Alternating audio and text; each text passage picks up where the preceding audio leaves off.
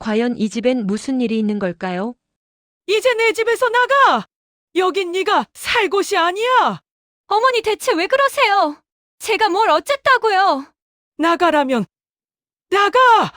제가 이 말을 며느리에게 할 수 있을 거라곤 상상도 못했습니다. 70평생 살면서 가족을 위해 모든 걸 바쳤는데 그 가족이 저를 버렸으니까요. 하지만 세상에는 아직 정의가 남아있더군요. 제 이름은 정분입니다. 올해 73이고요.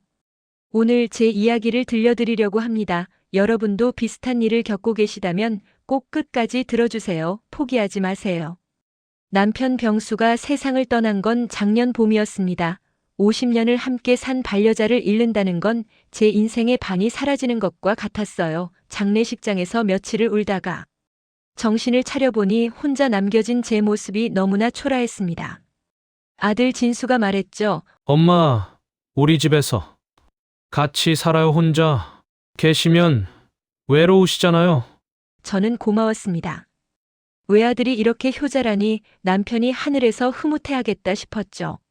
집은 서울 외곽의 작은 빌라였어요. 제가 젊었을 때 남편과 함께 장사해서 번 돈으로 산 집이었습니다. 30년 동안 이 집에서 아들을 키웠고 명절마다 온 가족이 모였던 추억의 공간이었어요. 남편이 돌아가신 후 혼자 살기엔 너무 컸지만 그래도 추억이 담긴 집이라 떠나고 싶지 않았습니다. 하지만 아들의 권유에 제 집을 비워두고 아들네 아파트로 이사했습니다. 며느리 수진이는 처음엔 반갑게 맞아줬어요. 어머니 편하게 지내세요. 여긴 어머니 집이에요. 그 말을 듣고 안심했습니다. 처음 일주일은 괜찮았어요. 아침에 일어나면 손주들 얼굴 보는 게 즐거웠고 저녁엔 가족들과 함께 밥 먹는 게 행복했습니다. 하지만 그게 언제까지였을까요? 어느 날부터 수진이의 말투가 달라지기 시작했습니다. 어머니, 이젠 좀 쉬세요. 부엌 일은 제가 할게요. 말은 공손했지만 눈빛은 차가웠어요. 마치 귀찮은 짐을 대하는 것 같았습니다. 그 다음날 설거지를 하려고 부엌에 들어갔더니 수진이가 황급히 와서 말했어요. 어머니 그냥 쉬세요. 제가 할게요. 손도 안 좋으시잖아요. 그리곤 제 손에서 설거지 수세미를 빼앗아갔습니다. 저는 아직 건강했어요. 70대지만 하루에 10,000보씩 걷고 시장도 혼자 보러 다닐 만큼 튼튼했습니다. 그런데 왜 자꾸 쉬라고 하는 걸까요? 처음엔 효심인 줄 알았는데 점점 이상한 느낌이 들었어요. 며칠 뒤엔 빨래를 개려고 했더니 수진이가 또 말했습니다. 어머니 그냥 방에 계세요. 여기 저희 공간이니까. 불편하시죠? 방에 계시면 편하실 거예요. 그 말을 듣는 순간 가슴이 철렁했어요. 이건 배려가 아니었습니다. 저를 방에 가두려는 거였어요. 그날 밤 제 방에 혼자 앉아 생각했습니다. 내가 왜 이렇게 살아야 하나? 내 집을 두고 왜 여기서 눈치를 봐야 하나? 하지만 아들을 생각하면 참아야 했어요. 진수는 착한 아이였으니까요. 그런데 며칠 뒤 더 이상한 일이 생겼습니다. 화장실에서 나오는데 제 방 문손잡이가 새로 바뀌어 있었어요. 자세히 보니 밖에서만 잠글 수 있는 구조였습니다. 이게 무슨 의미인지 바로 알 수 있었죠. 그날 밤 진수에게 물었습니다. 진수야, 우리 방 문손잡이 왜 바꿨니? 진수는 당황한 표정으로 말했어요. 아, 그게 수진이가 어머니 안전을 위해서요. 만약 어머니가 밤에 나가시다 넘어지시면 큰일이잖아요. 안전이라고? 저를 가두겠다는 소리였습니다. 그 순간 모든 게 명확해졌어요. 수진이는 저를 환영한 게 아니었습니다. 그저 아들 체면 때문에 참고 있었던 거죠. 그날부터 저는 방에만 있었습니다. 나가면 눈치가 보였고 부엌에 가면 수진이의 차가운 시선이 느껴졌으니까요. 손주들도 저를 피했어요. 엄마가 할머니 방에 가지 말라고 했나 봅니다. 어느 날 밤 화장실에 가려고 방문을 열었는데 잠겨 있었어요. 밖에서 누가 잠근 겁니다. 저는 문을 두드렸지만 아무도 오지 않았어요. 결국 새벽까지 참다가 아침에야 문이 열렸습니다. 수진이는 미안하다는 말도 없이 그냥 웃으며 지나갔어요. 그 미소가 얼마나 섬뜩했는지 모릅니다. 이건 실수가 아니었어요. 고의였습니다. 저는 그날 결심했어요. 이대로는 안 되겠다고. 하지만 어디로 가야 할까요? 제 집은 비어 있었지만 이미 한 달 전에 아들에게 열쇠를 줬고 관리도 아들이 하고 있었습니다. 그냥 돌아갈 순 없었어요. 그리고 바로 그때 수진이가 폭탄 선언을 했습니다. 어느 날 저녁이었습니다. 진수와 수진이가 거실에 앉아 얘기하는 소리가 방까지 들렸어요. 문틈으로 살짝 귀를 기울였죠. 어머니, 이름으로 된 집이면 나중에 복잡해요. 세금도 많이 나오고 상속 문제도 골치 아프잖아요. 미리 정리하는 게 나아요. 수진이의 목소리였습니다. 진수가 망설이며 말했어요. 그래도 엄마 집인데. 그럼 안 되지, 수진아. 좀 참자. 하지만 수진이는 물러서지 않았습니다. 참긴 뭘 참아요. 당신도 알잖아요, 요즘. 부동산 세금이 얼마나 무서운지. 어머니 연세도 있으시고. 만약에 무슨 일 생기면 그때 가선 더 복잡해져요. 지금 미리 하는 게 어머니한테도 좋은 거예요. 그 말을 듣는 순간 온몸에 소름이 돋았습니다. 제가 죽길 기다리는 거였어요. 아니, 어쩌면 제가 빨리 사라지길 바라는 건지도 몰랐습니다. 며칠 뒤 진수가 제 방으로 찾아왔습니다. 표정이 어두웠어요. 무슨 말을 해야 할지 고민하는 게 보였습니다. 엄마, 저기 할 말이 있어서요. 진수는 한참을 머뭇거리다 입을 열었습니다. 엄마 집 말이에요. 요즘 세금이 복잡하고 해서 그냥 제 이름으로 잠깐 옮기면 어떨까요? 나중에 다시 드릴 수도 있고요. 잠깐이라는 말이 제일 무서운 말입니다. 저도 세상 물정을 모르는 할머니가 아니에요. 명의를 넘기면 다시는 돌려받지 못한다는 걸 알고 있었습니다. 하지만 진수의 얼굴을 보니 거절할 수가 없었어요. 제 외아들이에요. 제가 낳아서 키운 아이입니다. 이 아이를 믿지 못하면 세상에 믿을 사람이 없는 거잖아요. 알겠다, 진수야. 내가 알아서 해라. 제가 그렇게 대답하자. 고마워요. 라고 말하며 방을 나갔습니다. 하지만 그 눈빛에 기쁨은 없었어요. 오히려 죄책감 같은 게 느껴졌습니다. 일주일 뒤 수진이가 서류 뭉치를 들고 왔습니다. 어머니, 여기 도장만 찍으시면 돼요. 간단해요. 저는 글씨가 잘 안 보였지만 그냥 도장을 찍었습니다. 수진이는 만족스러운 얼굴로 서류를 챙겨갔어요. 그날 밤 잠이 오지 않았습니다. 뭔가 큰 실수를 한 것 같았어요.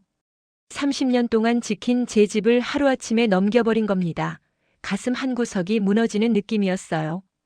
다음 날 아침 수진이의 태도가 달라졌습니다. 오히려 더 차가워졌어요. 이제 걱정 끝났다는 듯 제게 관심도 없었습니다. 어머니, 오늘부터 식사는 방에서 하세요. 저희가 너무 시끄러워서 불편하시죠? 수진이는 그렇게 말하며 식판에 밥을 담아 제 방으로 가져왔습니다.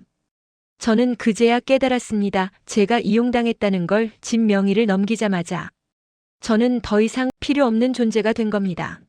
하지만 이미 늦었어요. 며칠 뒤 더 충격적인 일이 벌어졌습니다.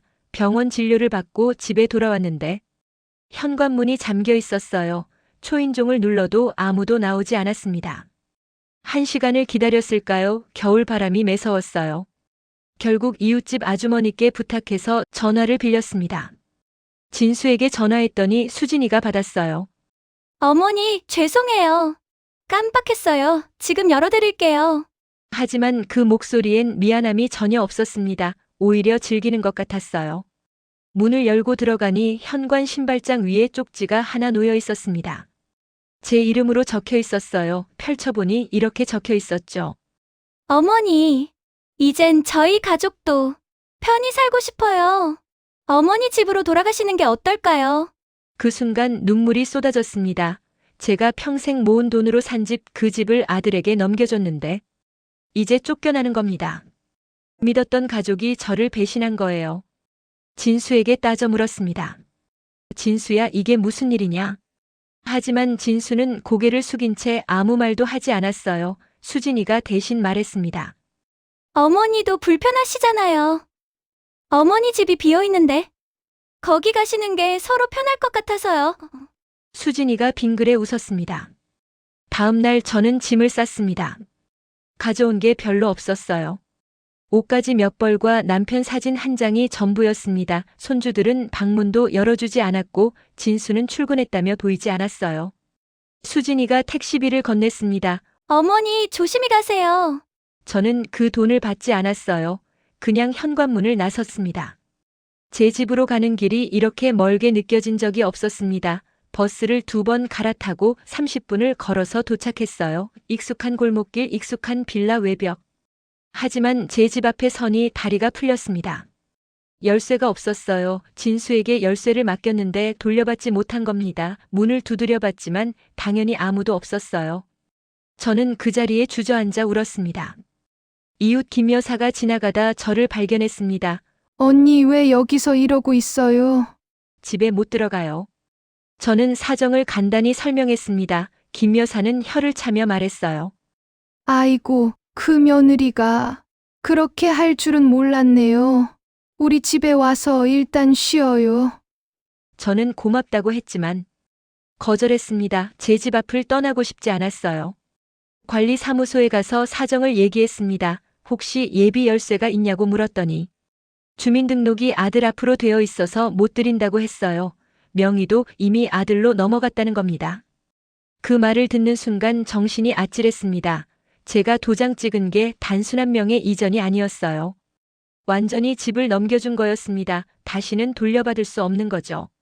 저는 다시 집 앞으로 돌아왔습니다. 겨울 해가 지고 추위가 몰려왔어요. 하지만 갈 곳이 없었습니다. 제 집 대문 앞에 앉아 밤을 보낼 수밖에 없었죠. 그날 밤은 제 인생에서 가장 긴 밤이었습니다. 추위보다 더 매서운 건 배신감이었어요. 제가 평생 사랑하고 믿었던 아들이 저를 버렸다는 사실이 믿기지 않았습니다. 새벽이 되자 관리인 아저씨가 저를 발견하고 깜짝 놀랐어요. 할머니 왜 여기서 주무세요? 얼어 죽으려고요. 어서 들어오세요. 관리실에서 따뜻한 차를 마시며 사정을 설명했습니다. 관리인 아저씨는 분노했어요. 그게 말이 됩니까? 자기 어머니를 이렇게 내쫓다니. 요즘 세상이 어떻게 돌아가는지 모르겠네요. 경찰에 신고하세요. 하지만 신고한들 달라질 게 뭐가 있을까요? 집은 이미 아들 명이고 제겐 갈 곳도 없었습니다. 그냥 여기서 죽는 게 나을지도 모르겠다는 생각까지 들었어요. 그때 김 여사가 관리실로 찾아왔습니다. 언니, 내 얘기 좀 들어봐요. 중요한 거예요. 저는 힘없이 고개를 들었습니다. 김 여사는 진지한 표정으로 말했어요. 언니 전에 들었는데 이 집 아직도 언니 명이라던데요.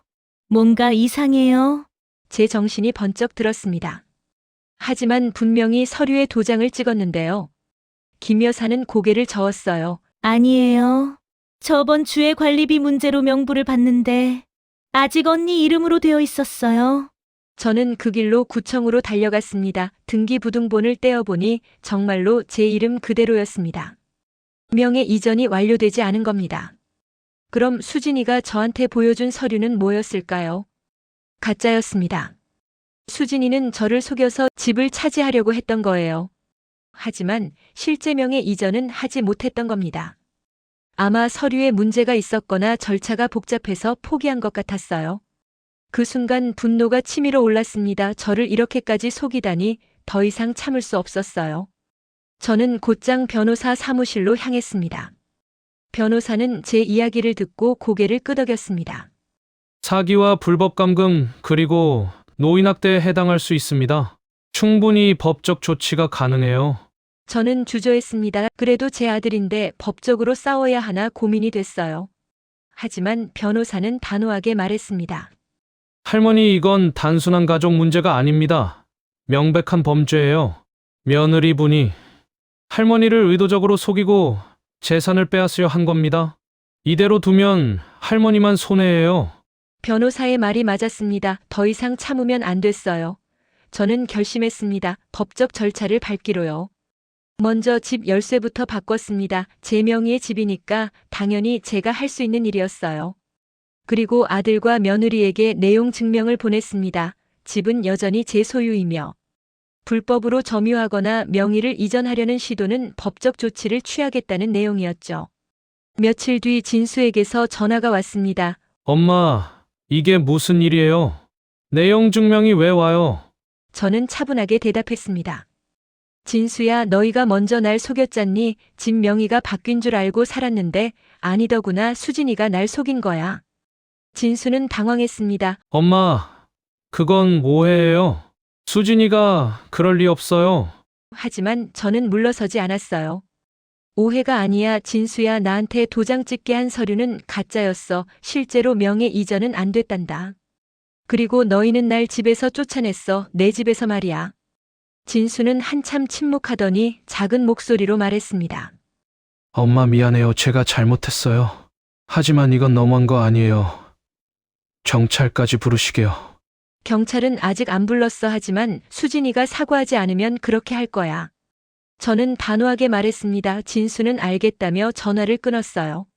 며칠 뒤 수진이에게서 문자가 왔습니다. 어머니, 제가 잘못했어요. 용서해 주세요. 하지만 그건 진심이 아니었어요. 변호사를 통해 확인해 보니 수진이는 오히려 저를 고소하려고 준비 중이었습니다. 명예 이전 약속을 어겼다면서요. 정말 뻔뻔한 사람이었어요. 저를 속이고도 오히려 피해자인 척하는 겁니다. 저는 더 이상 참지 않기로 했어요. 경찰에 정식으로 고소장을 제출했습니다. 경찰 조사가 시작됐습니다. 수진이는 자기는 아무 잘못도 없다고 잡아댔어요. 하지만 증거는 명확했습니다. 제가 도장 찍은 서류는 가짜였고 집 명의는 여전히 제 것이었으니까요. 더군다나 이웃 증언도 있었어요. 김 여사를 비롯한 여러 이웃들이 제가 문 앞에서 떨고 있었던 날을 증언해줬습니다. 관리인 아저씨도 진술서를 써줬어요. 결정적인 건 CCTV였습니다. 아파트 복도 CCTV에 수진이가 제 방문을 밖에서 잠그는 장면이 찍혀 있었어요. 그것도 한두 번이 아니었습니다. 경찰은 수진이를 불러 조사했고 결국 수진이는 자백했습니다. 시어머니가 부담스러웠고 빨리 집을 차지하고 싶어서 그랬다고요. 하지만 명예 이전 절차가 복잡해서 실패했고 그래서 저를 쫓아낸 거라고 했습니다. 진수도 경찰서에 불려갔어요. 제 아들은 결국 눈물을 흘리며 사과했습니다. 엄마, 제가 잘못했어요. 수진이 말만 듣고 엄마를 소홀히 했어요. 용서해 주세요. 하지만 저는 쉽게 용서할 수 없었어요. 진수야, 넌 내 아들이야. 그런데 왜 날 믿지 않았니? 왜 수진이 말만 들었어? 진수는 대답하지 못했습니다. 결국 수진이는 사기 미수와 노인학대 혐의로 벌금형을 받았어요. 진수와는 이혼 절차를 밟게 됐습니다. 판결이 나고 며칠 뒤 저는 제 집으로 돌아갔습니다. 새로 바꾼 열쇠로 문을 여니 30년의 추억이 그대로 남아 있었어요. 남편 사진 앞에 앉아 한참을 울었습니다. 여보, 내가 이겼어요. 우리 집 지켰어요. 하지만 승리한 기분은 들지 않았어요. 아들을 잃었으니까요. 며칠 뒤 초인종이 울렸습니다. 문을 열어보니 수진이가 서 있었어요. 경찰과 변호사도 함께였습니다. 수진이는 짐을 싸러 온 거였어요. 수진이는 저를 보더니 무릎을 꿇었습니다. 어머니 정말 죄송합니다. 제가 욕심이 과했어요. 용서해 주세요. 하지만 그 눈에 진심은 보이지 않았어요. 저는 차분하게 말했습니다. 이제 내 집에서 나가렴. 여긴 네가 살 곳이 아니야. 수진이는 고개를 숙인 채 짐을 챙겼어요. 진수는 오지 않았습니다. 아마 부끄러워서 못 온 거겠죠. 저도 차마 아들 얼굴을 볼 용기가 나지 않았어요. 수진이가 짐을 다 챙기고 나가려는 순간 저는 마지막으로 한마디 했습니다. 수진아, 가족을 잃은 건 나지만 양심을 잃은 건 너야. 수진이는 아무 말도 못하고 고개만 숙인 채 문을 나섰습니다. 문이 닫히고 집안은 다시 조용해졌습니다. 제 집이었지만 너무나 텅 빈 느낌이었어요. 가족이 없는 집은 그저 건물일 뿐이었으니까요. 그날 밤 혼자 저녁을 차려 먹었습니다. 반찬은 간단했어요. 김치찌개 하나, 계란말이 하나. 예전엔 온 가족이 둘러앉아 먹던 식탁이 이제는 너무 넓게 느껴졌습니다. 며칠 뒤 진수에게서 편지가 왔습니다. 손편지였어요. 엄마, 정말 죄송합니다. 변명의 여지가 없어요. 제가 엄마를 지키지 못했습니다. 수진이와는 이혼하기로 했어요. 아이들은 제가 키우겠습니다. 엄마, 용서해 주세요. 하지만 당분간은 얼굴 뵙기가 부끄럽습니다. 건강하세요. 편지를 읽으며 또 눈물이 났습니다. 진수도 피해자일까요? 아니면 공범이었을까요? 아직도 잘 모르겠어요. 하지만 한 가지는 확실합니다. 제 아들은 약한 사람이었고 그 약함이 저를 배신하게 만들었다는 것. 이웃 김 여사가 자주 찾아와 줬습니다. 언니 혼자 있지 말고 우리 집에 놀러 와요. 같이 밥 먹어요. 저는 고맙다고 했지만 아직은 혼자 있고 싶었어요. 몇 주가 지났습니다. 어느 날 또 초인종이 울렸어요. 이번엔 진수였습니다. 아들은 많이 야위어 있었어요. 엄마, 저 들어가도 돼요? 저는 문을 열어줬습니다. 진수는 들어오더니 제 앞에 무릎을 꿇었어요. 엄마, 정말 죄송해요. 제가 못났어요. 엄마를 지키지 못한 불효자입니다. 진수야, 일어나렴. 저는 아들을 일으켰습니다. 네가 약했던 건 맞아 하지만 그래도 넌 내 아들이야. 진수는 제 품에 안겨 한참을 울었습니다. 그날 이후 진수는 일주일에 한 번씩 찾아왔어요. 손주들도 데리고 왔습니다. 아이들은 처음엔 낯설어했지만 점점 할머니를 따르기 시작했어요. 수진이는 다시는 나타나지 않았습니다. 이혼 후 고향으로 내려갔다고 들었어요. 저는 그 사람을 용서할 수 있을까요? 아마 평생 힘들 것 같습니다. 하지만 한 가지 배운 게 있어요. 가족이라고 해서 무조건 믿으면 안 된다는 것. 그리고 내 권리는 내가 지켜야 한다는 것. 만약 제가 포기했다면 지금쯤 거리에서 헤매고 있었을 겁니다. 요즘은 혼자 사는 것도 나쁘지 않아요. 아침에 일어나 산책하고 이웃들과 차 마시며 수다 떨고 가끔 진수와 손주들이 오면 맛있는 음식 해주고 그렇게 하루하루를 살아갑니다. 지난주에는 노인복지관에서 법률 교육을 받았어요. 저 같은 피해를 당하는 어르신들이 생각보다 많더군요. 사기당하고 집 빼앗기고 가족에게 버림받는 분들이요. 그래서 저는 이제 그분들을 돕고 있습니다. 제 경험을 나누고 법적으로 어떻게 대응해야 하는지 알려드려요. 제가 당한 고통이 누군가에겐 희망이 될 수 있다면 그것만으로도 의미 있는 일이니까요. 어제는 한 할머니가 찾아왔습니다. 며느리한테 집을 빼앗길 것 같다면서 울면서 상담을 요청하셨어요. 저는 그분 손을 꼭 잡고 말했습니다. 할머니, 포기하지 마세요. 법은 우리 편이에요. 제가 도와드릴게요. 그 할머니는 처음으로 희망을 본 듯한 표정을 지었습니다. 제 인생은 70년이 넘었지만 이제야 진짜 제 삶을 살고 있는 것 같아요. 누구 눈치 보지 않고 제 집에서 제가 하고 싶은 대로 사는 거요. 늦었지만 이렇게라도 찾아서 다행입니다. 진수는 요즘 많이 달라졌어요. 예전처럼 수동적이지 않고 자기 의견을 당당히 말합니다. 수진이와의 관계에서 배운 게 있나 봐요. 아들도 성장하고 있는 겁니다. 손주들은 이제 제게 자주 전화해요. 할머니 보고 싶어요. 언제 올 수 있어요? 그 목소리를 듣는 게 제일 행복합니다. 가족이란 게 뭔지 다시 깨닫게 되는 순간이에요. 오늘도 창문을 열고 햇살을 맞으며 커피를 마십니다. 제 집, 제 공간, 제 시간. 이 모든 게 소중합니다가 빼앗길 뻔했지만 지켜냈으니까요. 여러분께 하고 싶은 말이 있습니다. 나이가 들었다고 해서 권리를 포기하지 마세요. 가족이라고 해서 무조건 믿지 마세요. 여러분의 재산, 여러분의 집, 여러분의 삶은 여러분 것입니다. 만약 지금 저와 비슷한 상황에 계신 분이 있다면 주저하지 말고 도움을 요청하세요. 변호사 상담을 받으세요. 경찰에 신고하세요. 법은 약한 사람 편이 아니라 옳은 사람 편입니다. 제가 이긴 건 돈이나 집 때문이 아닙니다.